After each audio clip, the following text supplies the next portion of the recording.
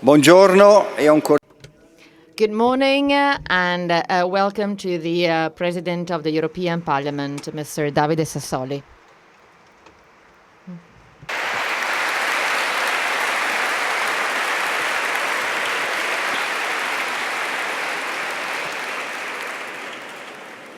David Sassoli è stato eletto nel suo David Sassoli was elected at the beginning of his third mandate at the European Parliament as the 16th president after Antonio Tajani.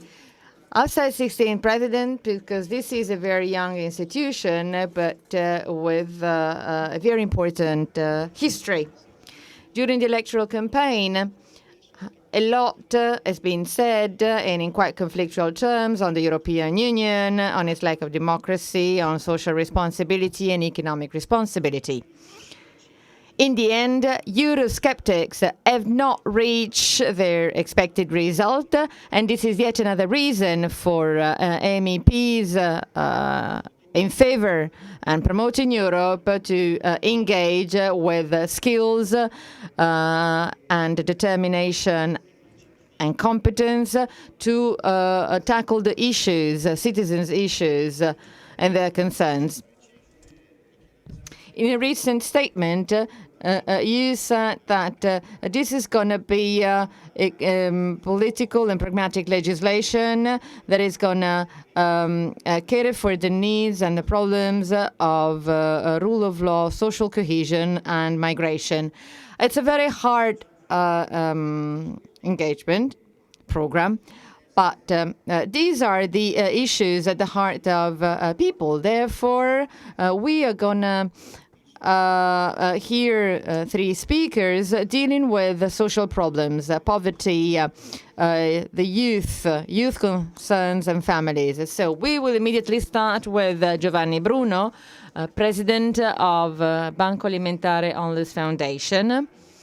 He is also representing the European Federation of Food Banks.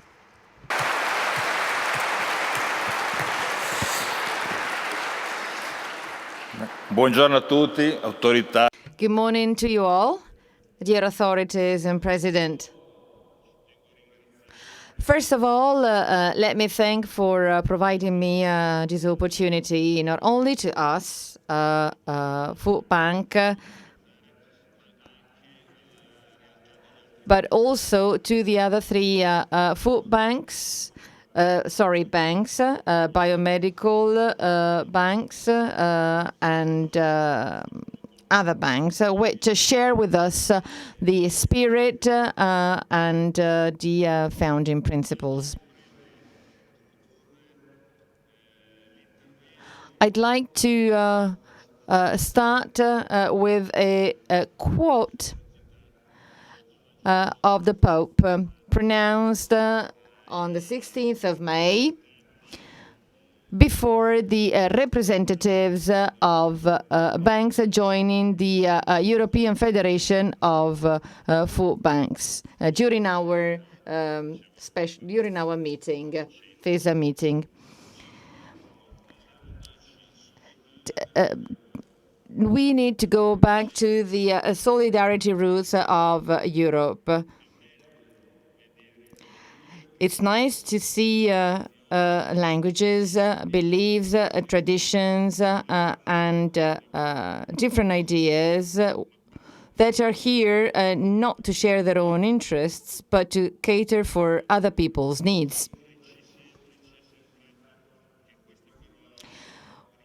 We believe that these words recall the historical foundations that we share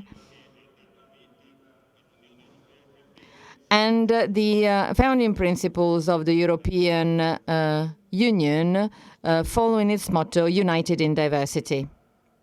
However, unity needs to be fed.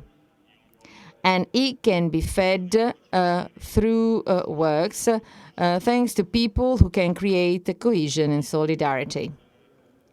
In Italy, the Food Bank Foundation was set up 30 years ago. This is our 30th anniversary. And it works through 21 local organizations. Together with the foundation, they set up the whole food bank network. When somebody says that it doesn't make sense, in Italian there's an expression say, okay, he's out of his mind and he's going to talk about figures. But now I will talk about figures, but I'm not out of my mind. Last year, in 2018, the Food Bank Foundation distributed around 190,000 tons of food, thanks to 1,800 permanent volunteers who were useful and worked for the benefit of 8,000 charity institutions. The only criterion was to cater for people's needs. Out of 90,000 tons, 40% is the result of the fact that food was recovered in different places, which otherwise would have been wasted. So the food bank has contributed to give back a value to what no longer had value for the market, and especially to feed not only the body, but also the hope for life of many people living in poverty.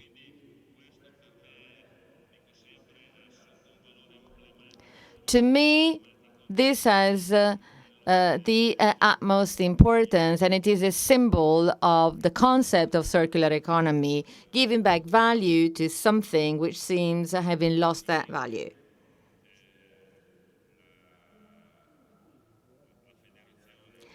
Similarly, the European Federation of Food Banks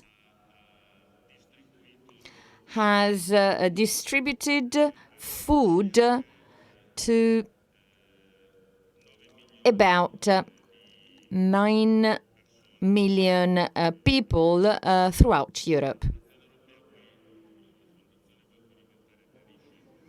Our foundation has been joining to the European Federation since the beginning. We were set up in 1989 and at European level in 1990. The European Federation consists of 421 food banks from 29 countries, 23 member states out of 29.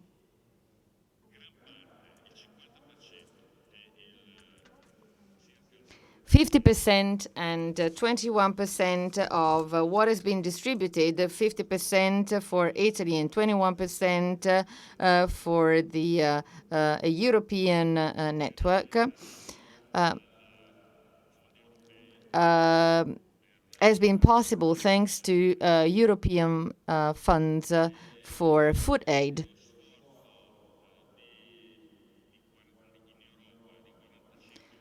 In Europe, 45,000 no-profit organizations and 32,000 European citizens who collaborate in this work on a voluntary basis have not been enough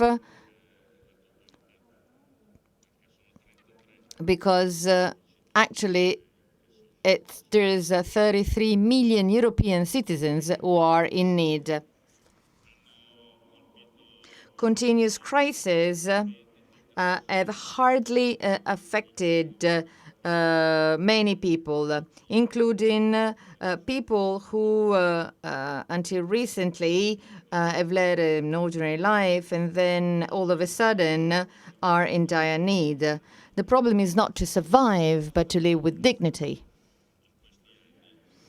Over these years, our experience has taught us that working for social cohesion means putting the person at the center, at the heart of everything, and person must be put in a social context.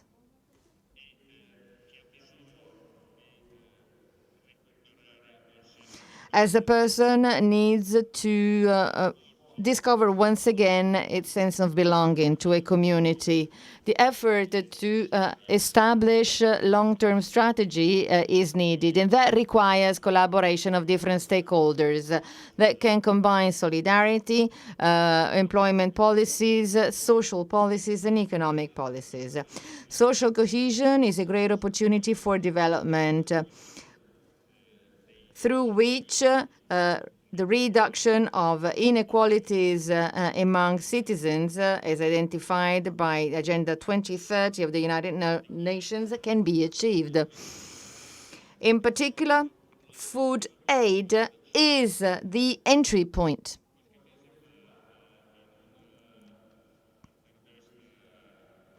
Some months ago, on the television, a manager of a charity organization was complaining because they had not received a lot of food, and was saying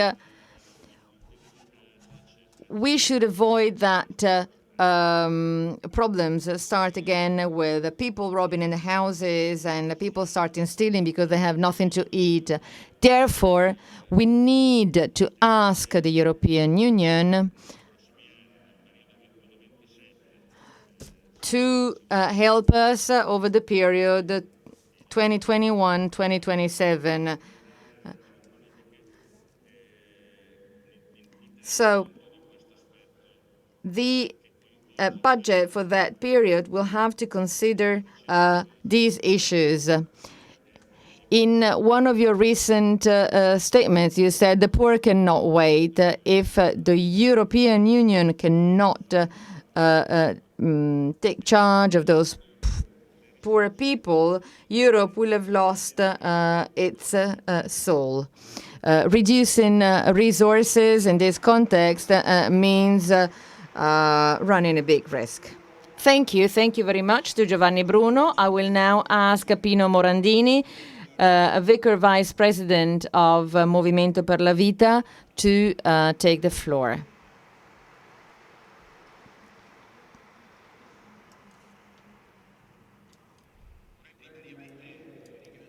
Firstly, let me thank the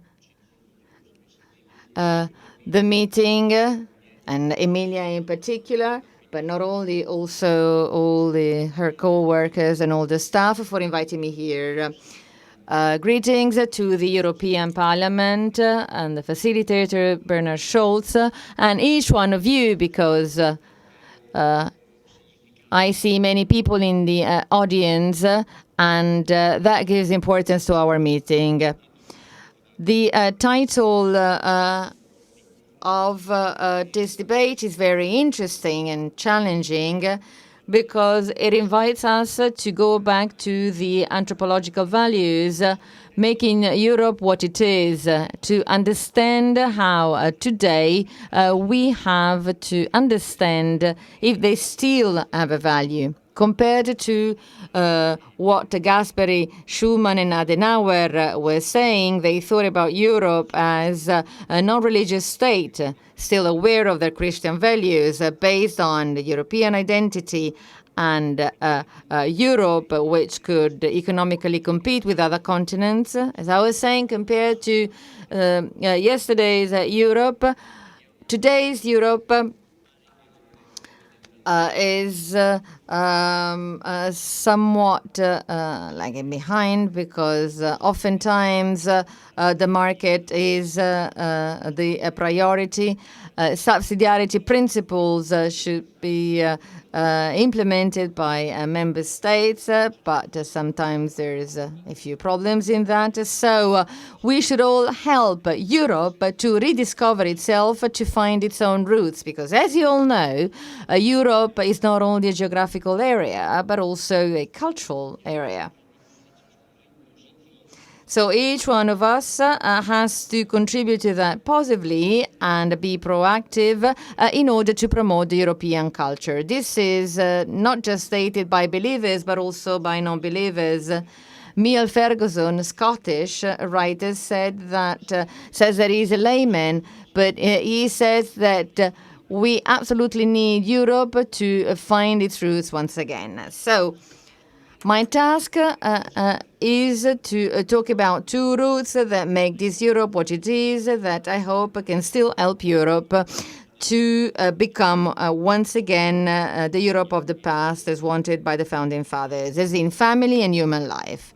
Well, the family is already enshrined in many European constitutions and the Universal Declaration of Human Rights at an international level. We need to understand whether the family still has something to contribute and to give to this society of the third millennium or not. To me, in my own personal experience, I think and I find that the family can still contribute a lot, and it's still a very important resource, asset rather, for the person, because in a family, a person can live in a community of people. The family pays attention to the weakest. The family helps to the sense of duty and renunciation. I'm not talking about the families that you can see in the ads, in the commercials, but also ordinary families who maybe find it hard to continue living, but family is also important for children and their education. So a family is an asset not just for the person, but for the society as a whole.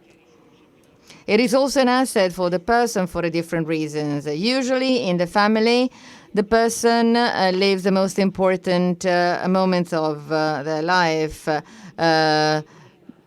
Birth, death, love, and the person starts to be helped to give answers to the basic questions of man today.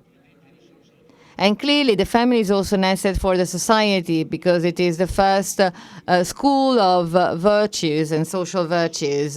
But it is also an asset for society because it does significantly and originally contributes to create a very peculiar society.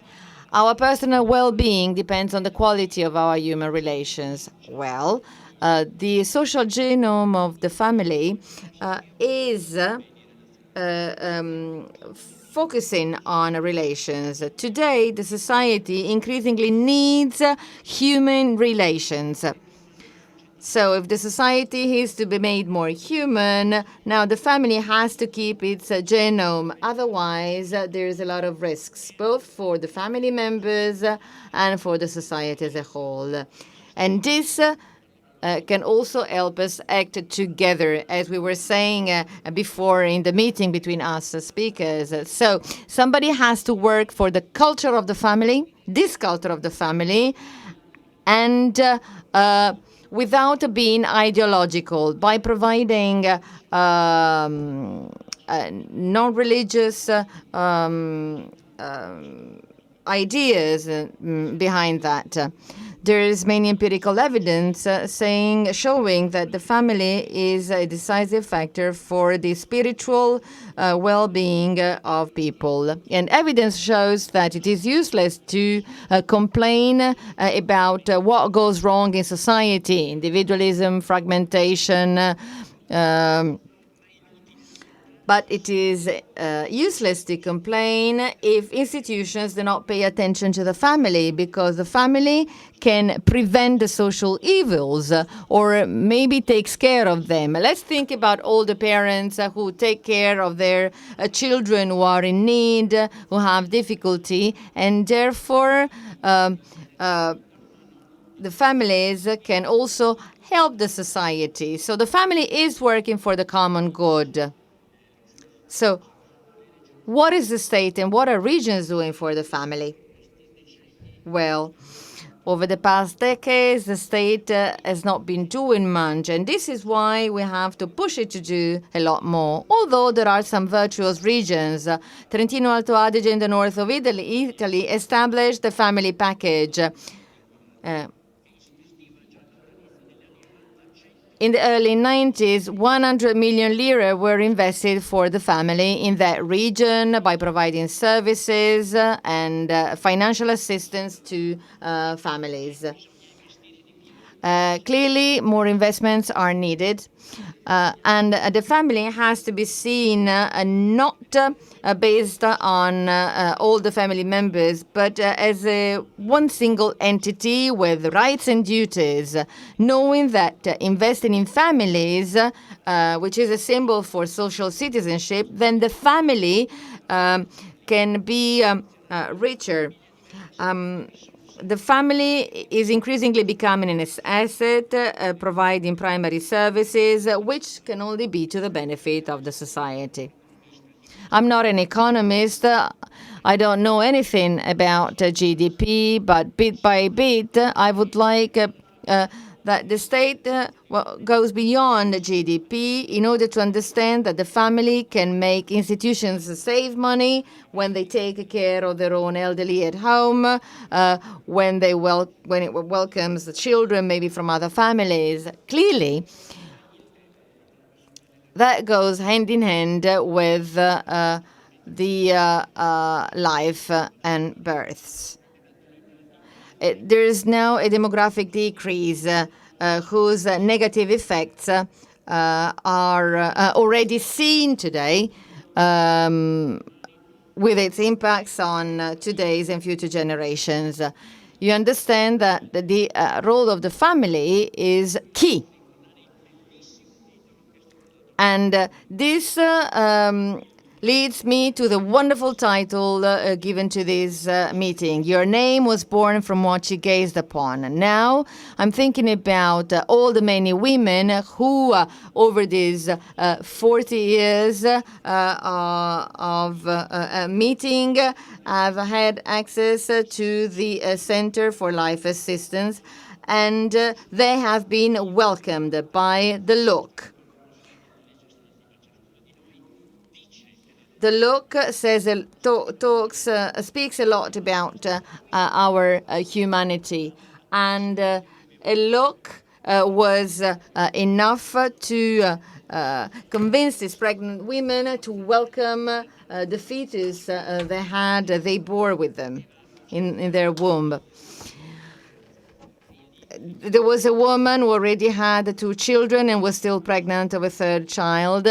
And she told me that she saw that maternity is a must because, she told me, it teaches to do things better and half of the time needed because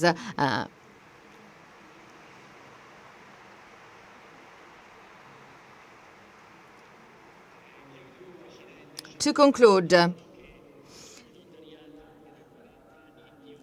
for the past 40 years, we have this center that has been helping pregnant women and has helped more than 200,000 people to be born. We still need to improve. We can never rest on laurels, but there will be many more children if institutions gave their own contribution.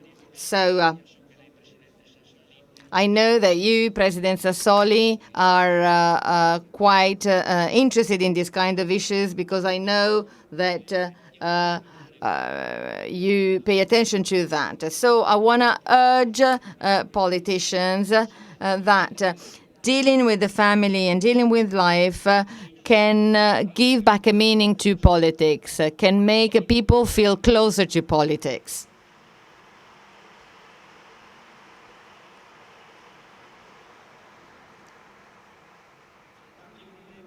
Even more so at a time when people want to build life, At this time where technology plays the lion's share, the destiny of the human person will be increasingly influenced by new wisdom. The fact that knowing the original value of the human person and the value of a family always has to be acknowledged for the person and the society. Thank you.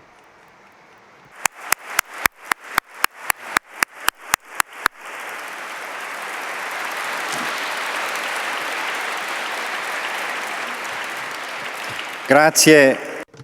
Thank you to Pino Morandini. And now I invite the founder and president of the social cooperative L'Imprevisto that deals with drug addicts and disadvantaged youngsters. So, Mr. Silvio Cattarina. I've been working so many years with young people, and especially with the disadvantaged young people, unlucky ones. And I have been working for so many years with them, and I manage the therapeutical community of L'Imprevisto in Pesaro. And I've always noticed that my youngsters, at the end of the day, show the traits of any other young boy or girl. And when I think about them, very often I think about the Lampedusa Sea. In the Sea of Lampedusa, we see so many people die. They come from far away, leaving behind a lot of pain. And so then I think about our young people, our children, and they also come from far away. They also come leaving behind a lot of pain. They come from the dark sea of inconsistency and feeling lost. So the sea, suffocated by our habits to not enough things, to misery, to nothing. So they leave behind the melancholy that just takes breath away. So what have we done with the overflowing promise of life, of joy, of courage that accompanies the birth of any new baby? What have we done with the expectation of good, of usefulness, of eternity that lives in the heart of every young person? What have we done with that longing promise? In these melancholic and hard times, young people somehow seem to sort of be ready to a sort of sacrifice, because our boys and girls, a bit like refugees stranding in Lampedusa, try to find ways to leave their pain behind by day, by night. And we could say that today young people represent the largest, most dramatic refugee camp of Italy and of the whole Western world. But we need to see them. We need to consider them, because they're sacrificing for something big, because, well, they could do great things, but it's a matter of fairness, just fairness, nothing more than that. So, well, on this earth there is beauty, there is greatness, and what I'm born for, I mean, what is my destiny? Is there a place for me? These are the questions that our young people ask us. This has always been like that. How many young people that have been victims of the violence, of meaningfulness, of the lack of meaning, distraction, they have been frozen by the cold wind of success, of performance, of money. They have just been beaten and overwhelmed by the search for what is ephemeral, by instinct. It's like a war.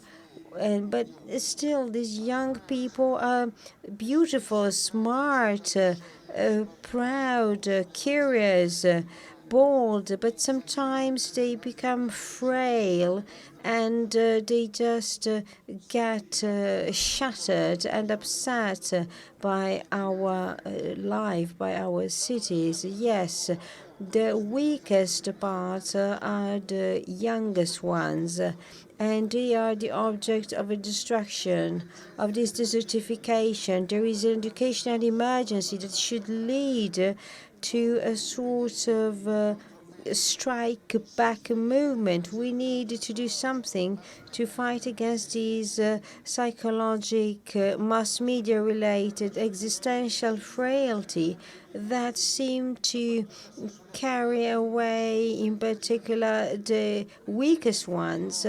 And this destroys families. Families just get broken down. These youngsters become orphans, children without fathers and without mothers, even if their parents are there. And, well, it's not a matter of politics, of finance, of diplomacy, of economics, of houses, of industries.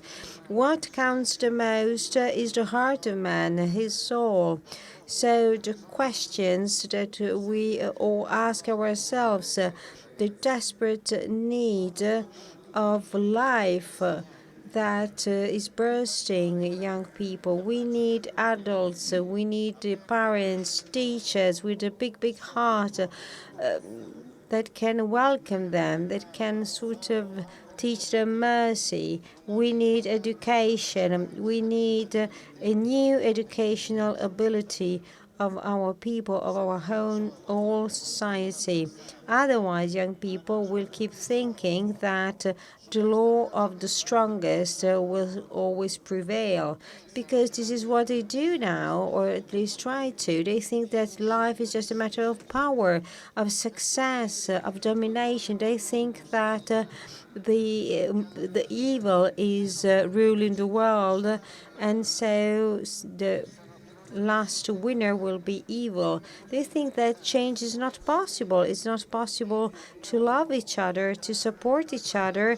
So it's really a tragedy, because this is it seems to be the victory of paganism. We need communities. We need answers to these kind of emptiness.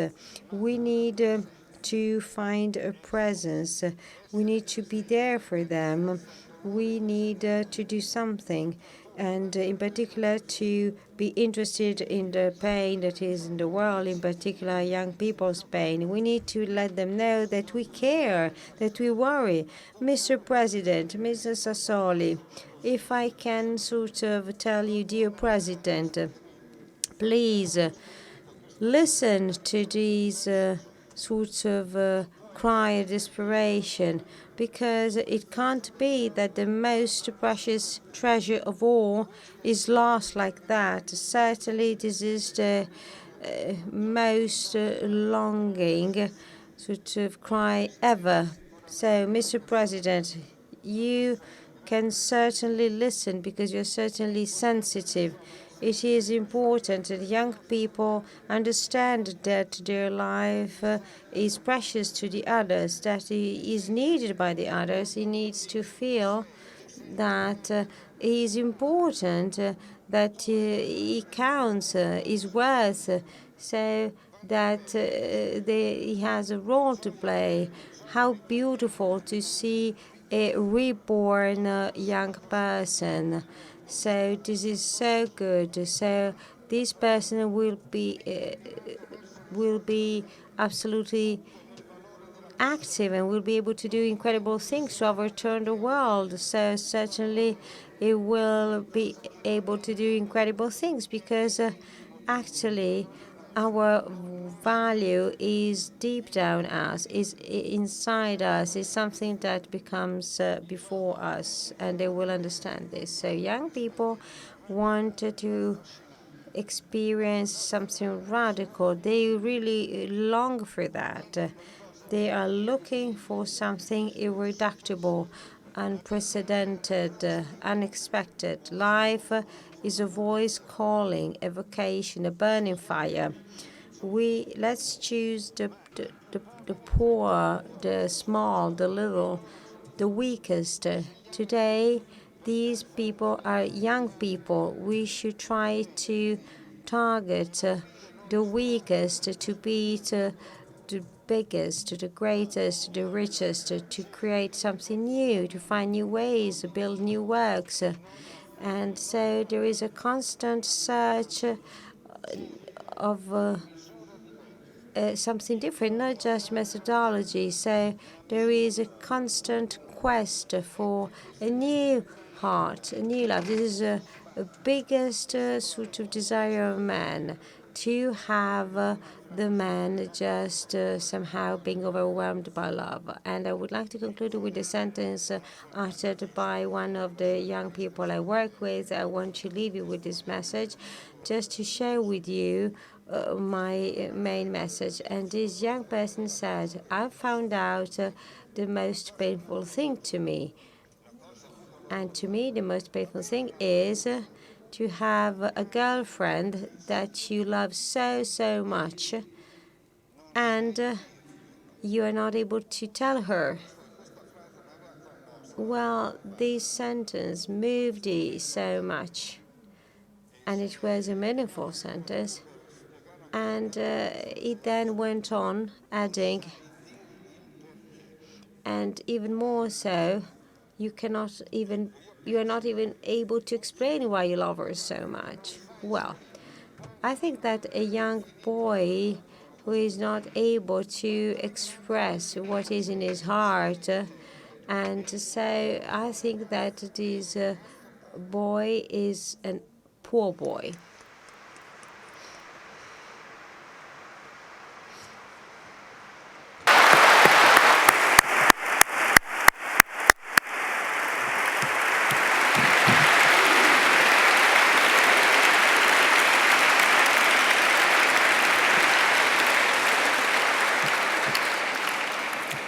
Presidente Sassoli. President Sassoli, the floor is yours.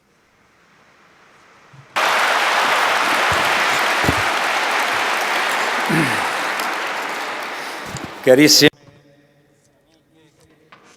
Dear friends, authorities, voluntary workers, the ideas and suggestions that you shared with me this morning allow me on this final day of the meeting to get to the heart of the big issues of contemporary times.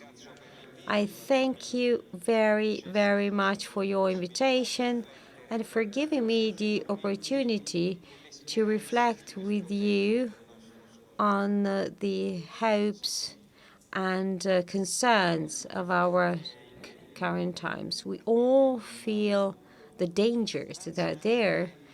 We see them coming, and also we feel the anxiety of not being able to live up to such demanding challenges.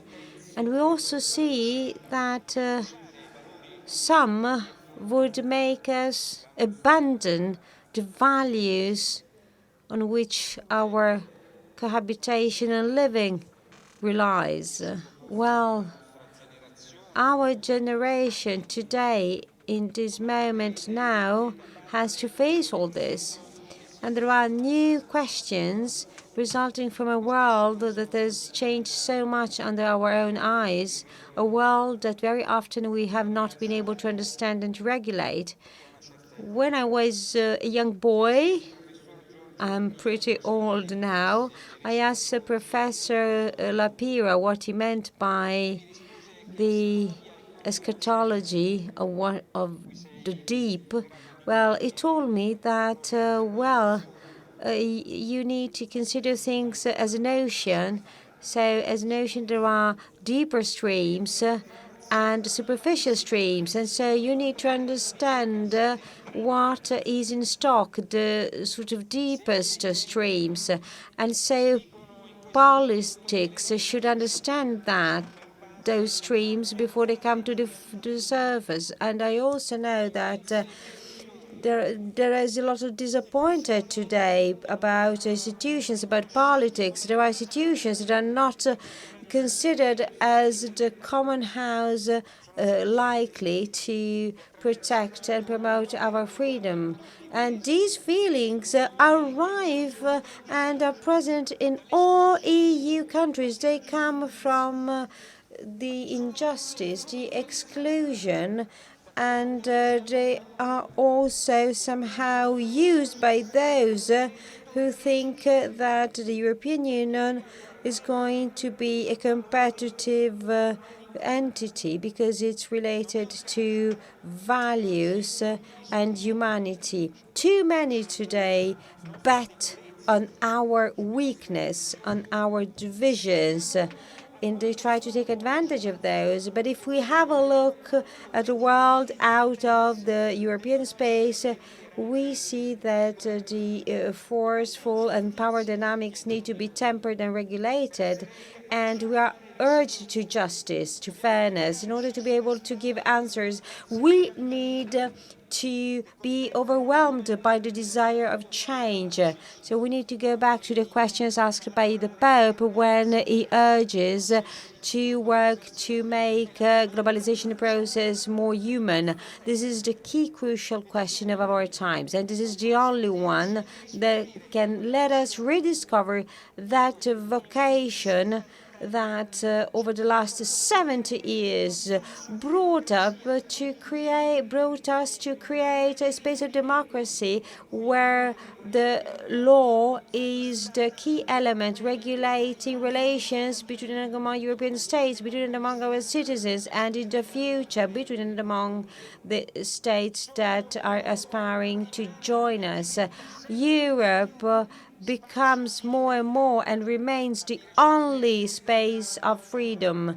Don Carron recently said that we could share the richness that we will have found in life, and we will offer that as an answer to the needs and challenges we are faced with. Let's not forget that Europe, its is law, is rights, and when our institutions seem to be unsuitable or, let's say, insufficient, we should not forget that even if they're imperfect or flawed, they still guarantee our freedom. They protect them, and they guarantee our living and cohabitation. The forces who want to divide us tell us about the European system whose rules have to be totally dismantled. So they're asking to go back because they want to prevent all of us, European citizens, from playing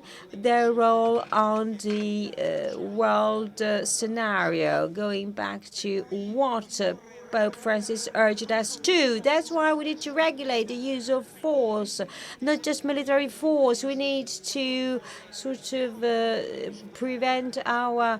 So we need to do our best to help our countries to overcome injustice. But not with force. So we are seeing interferences now in the European space from external forces that leads us to say that our countries, having fought for their independence today, have to face a new phase of protection of the Union independence. Our autonomy, our independence is a guarantee and a warranty for the freedom that we enjoy. Well, certainly this is something unique, and many from the outside look at us as an example, and they aspire to this. How many times when we leave Europe we're looked at with wonder and admiration for what we have been able to build for our life models. I say so not just to give answers to those who are trying to manipulate nationalist positions, but also because there seemed to be some sort of interest in trying to prevent Europe from playing a key role in the global world that has no rules but need to find some. And out of the European space, we would become subjects again because we would not be able to face and tackle any priorities. Think about that. Let's think about the problems we have. Let's think about the problems that Italy has. We have the environmental challenge, security, financial issues, investments, fight against poverty, immigration, international trade, the agricultural policy, industrial policy, the technological challenge.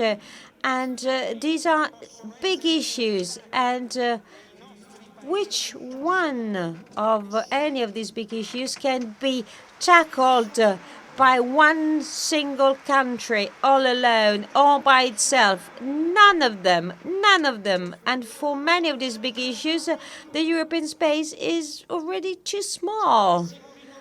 Let's say it clearly so. If we were to go back, as many would like, well, we would then not have the chance to face our difficulties, and also we would put at stake the most precious good that we have built since the last war, so the peace among European nations. And well, let's be careful, because this is a concrete risk, because when states are not able to face and tackle the problems they have, well, it is natural. They try to somehow put the blame on others, trying also to foster conflicts.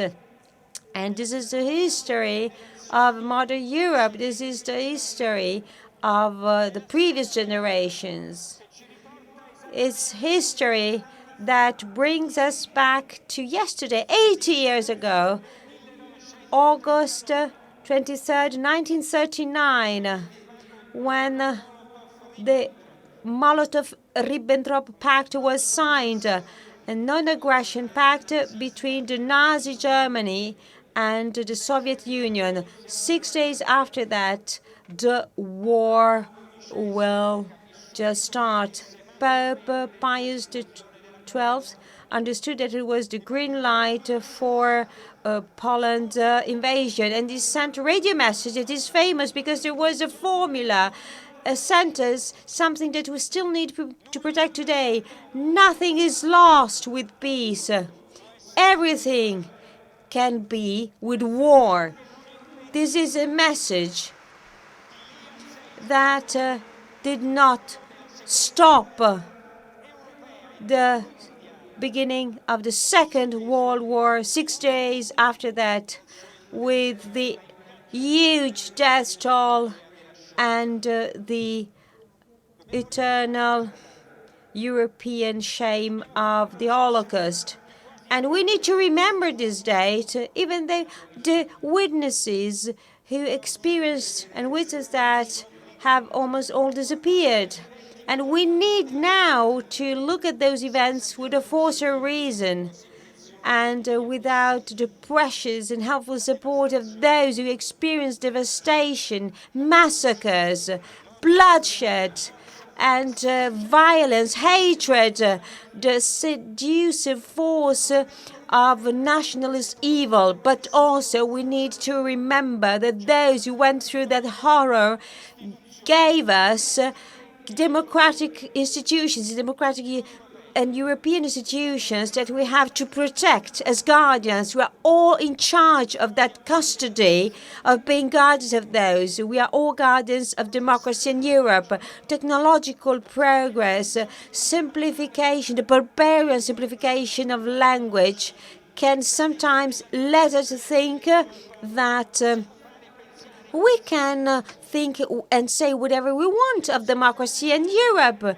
that we can simply rely on sort of ideas absolutely nonsensical that arrive on the internet and that cost so much devastation and destruction at moral, human level and material level.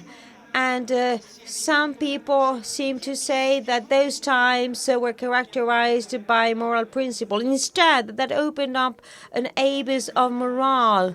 So the women massacred at Sant'Anna di Stazzema, the trains overcharged with Jews and sent for 5,000 liras in Rome and sent to Poland to die, and the Roma captured and massacred and killed with gas, the victims of bombings and other massacres.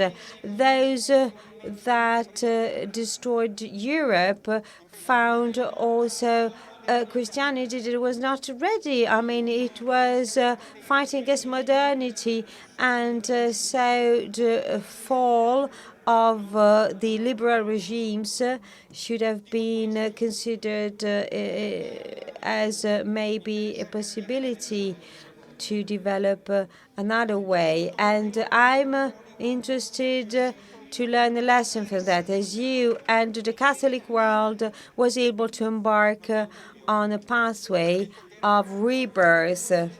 And the political Catholicism has identified democracy in order to find a new way. So, Constitution, Europe, these are the key words of the redemption, of the rebirth. In Italy, the Catholic constituents authors were able to come up with our constitution that is a work of art, and that was not obsolete at all, and so it's centered of Christian truth, passion, and this is something that should be remembered to those that seem to express blasphemous ideas in Poland, Hungary, and even in Italy, and somehow say blasphemous things thanks to this, because Europe was was created by three people that share a common native language, German, and they think with specific common maternal categories, the Catholic, and they understand that there won't be a sustainable peace without a Europe with peace that can bring peace, and so a big barrier of peace between the Atlantic Ocean and the Urals, and close to the African continent, where Europeans went and lost anything through slavery and colonialism, and they need to bring that continent back, a project of peace and development, and a perspective of peace and development. So Catholics still today can play a crucial role, because remember, the neo-nationalist right movements try to rely on division. Look at the populist black wave with anti-Jewish waves. Well, they tried to rely on the most Catholic countries and the division of that Catholicism. Poland, Hungary, Slovakia, Croatia, Italy have been countries where Catholicism was the object of an attempt to be destroyed, to split those countries in Europe. So there was no quest for Catholic votes or conservative votes that would have been banal. No, there was the quest for Saxon fringes that claim to be the true church, and that are called to an Italian square to boo the Pope. And again, this is nothing new.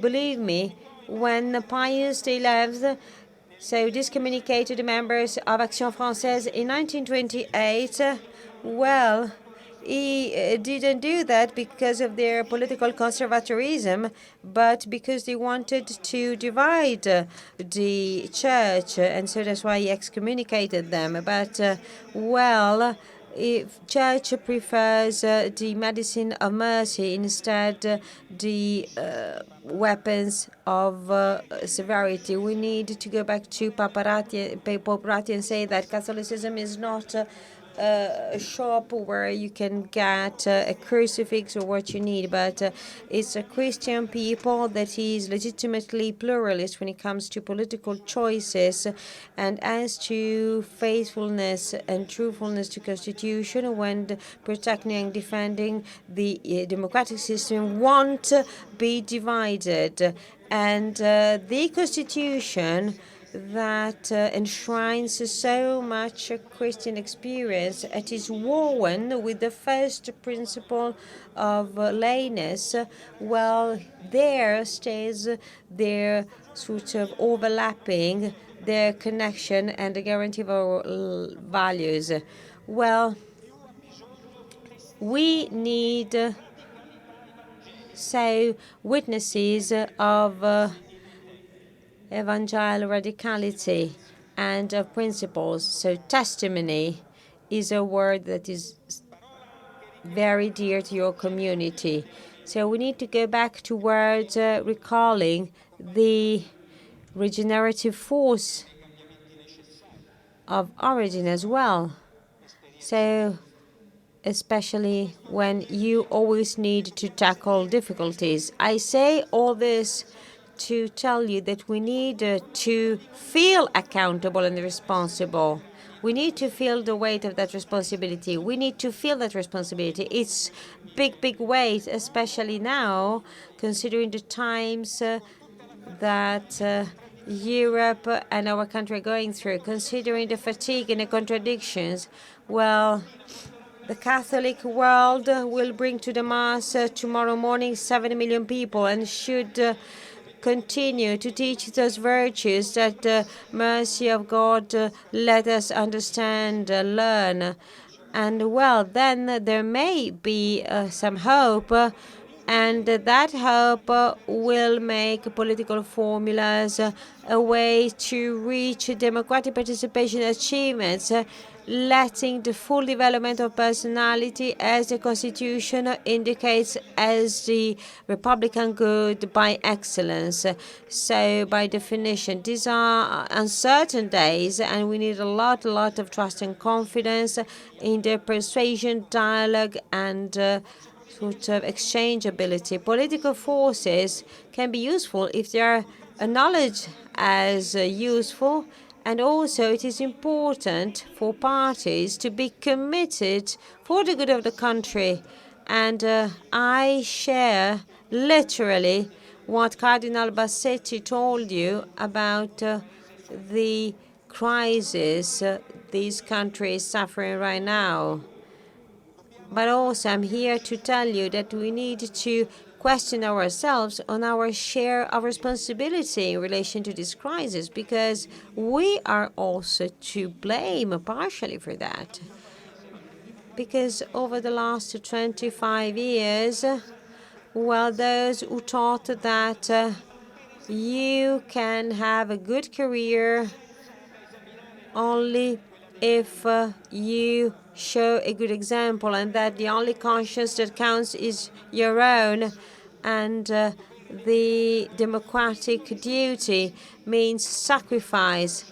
And who has tried to generate antibodies to fight against a selfish culture that too often and too easily has destroyed the values of solidarity, humanity, equality? So this is the somehow questioning that we need to experience, because political forces, parliamentary forces have a meaning only if they create the condition to pave the way for a cultural sort of rebirth and renaissance that can be useful for everybody.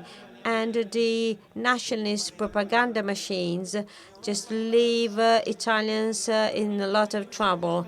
In Europe, the forces who won the elections are trying to lay the foundations of the sort of next period, and the Italian European supporters have a solid point of reference in the alliance that was made at the European Parliament and that I would like to strengthen. So I hope that this political mandate will generate a very strong social agenda. And also, President von der Leyen already set the guidelines to build a new European manifesto.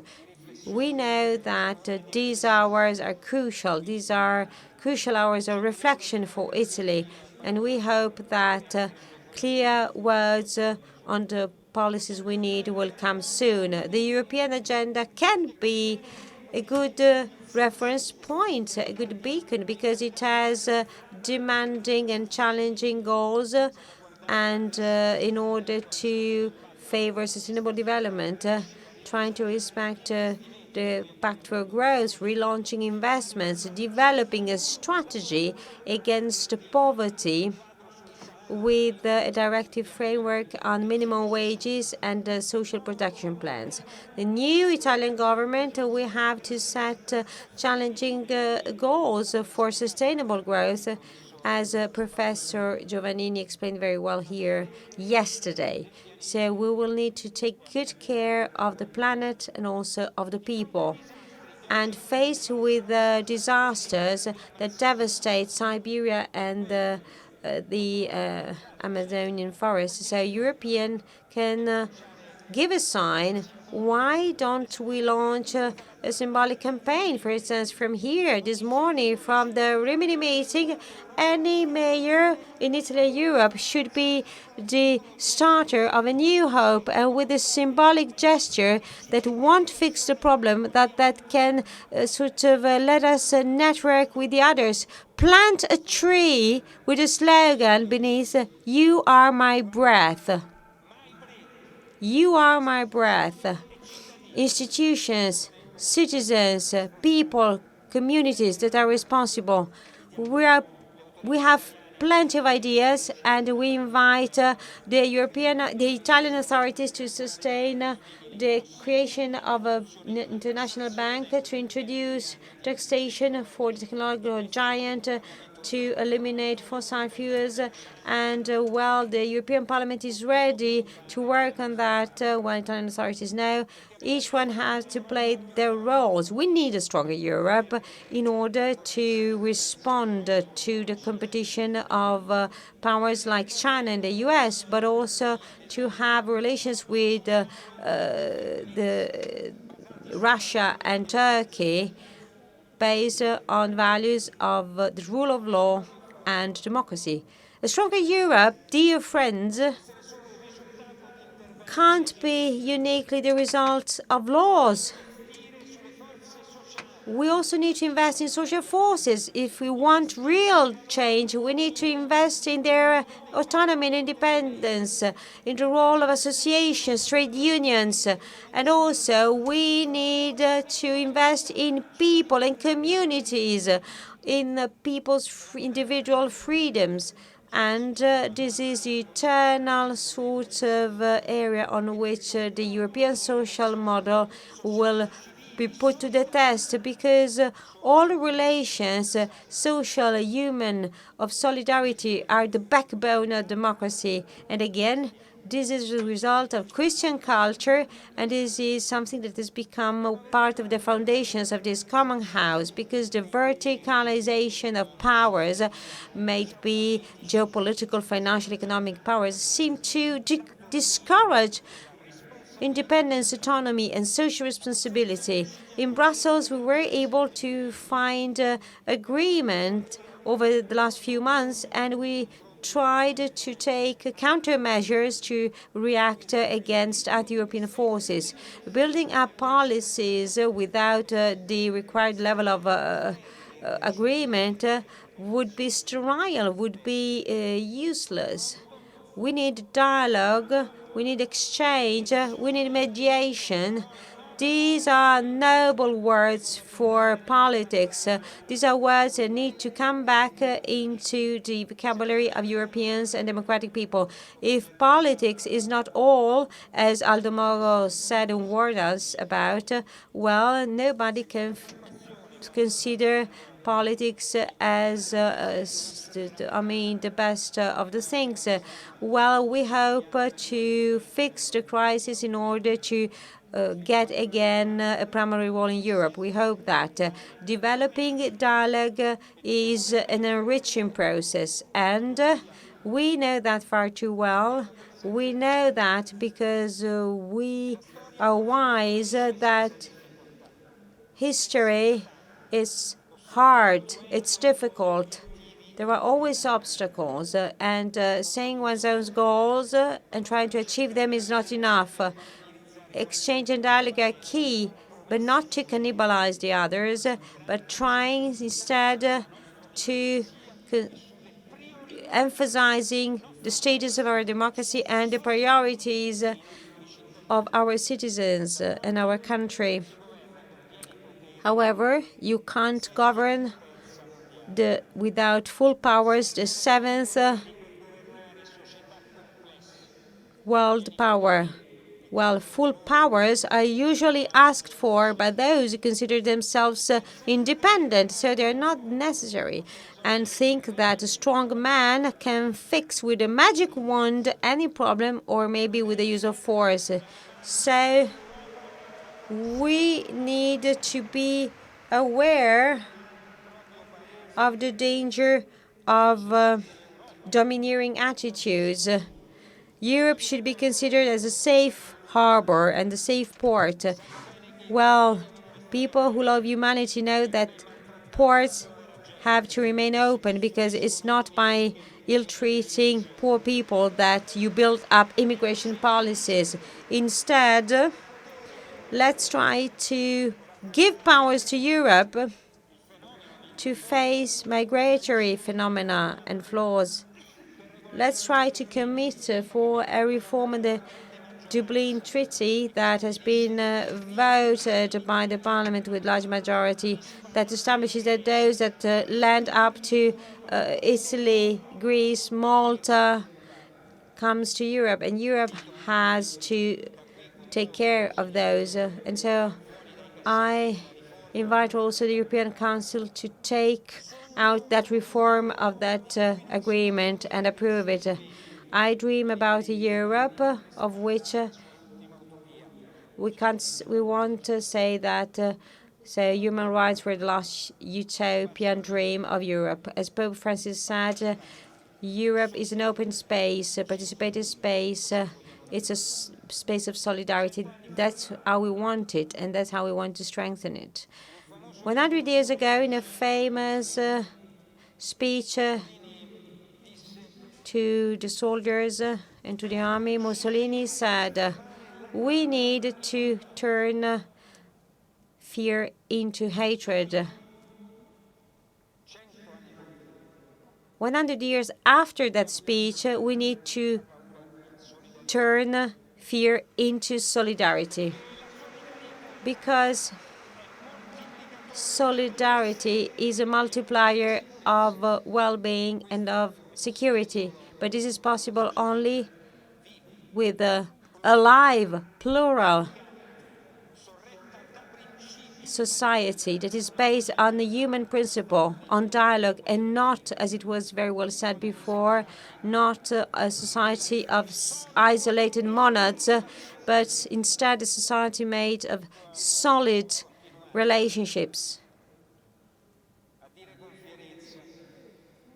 A society that will be able to proudly say that personal freedoms are untouchable. Who will be able to say so in the future? If Europeans will still be able to say it, well, then Christians will be able to say we have done a good job. We need to remain calm and determined. Taking the words of Bonhoeffer, it is possible to remain so only if one's own reason is not your ultimate goal, if your principles, your consciousness and freedom and virtue are not the most important goal, but people need to be ready to sacrifice all that. But where are all these responsible people? Asked Bonnefer.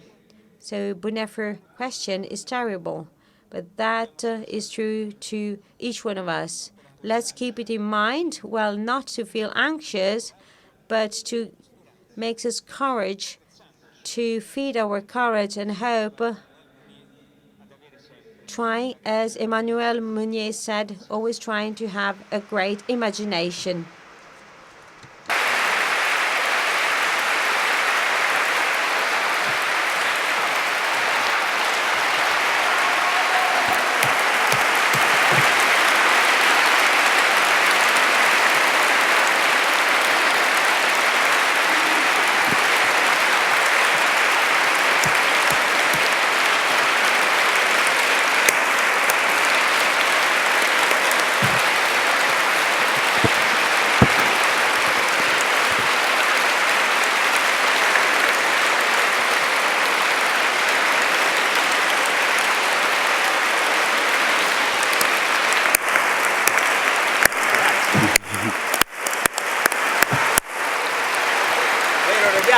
Grazie Presidente. Thank you very much, President Sassoli. You recalled us that not only institutions, but that each one of us is the guardian of freedom, solidarity. And this is the reason why we're here all together at the meeting every year, in order to understand creating and continuing sound and continuous relations, so that we can take on our responsibility in order to promote friendship among peoples.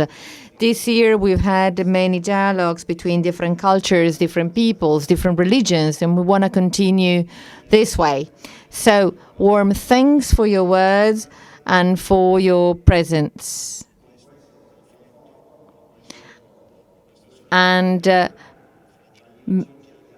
through this solidarity among us, we want to continue taking on our responsibility, which will make it possible for us to build a different and world based on more solidarity, not only in Europe, but throughout the world. Thank you.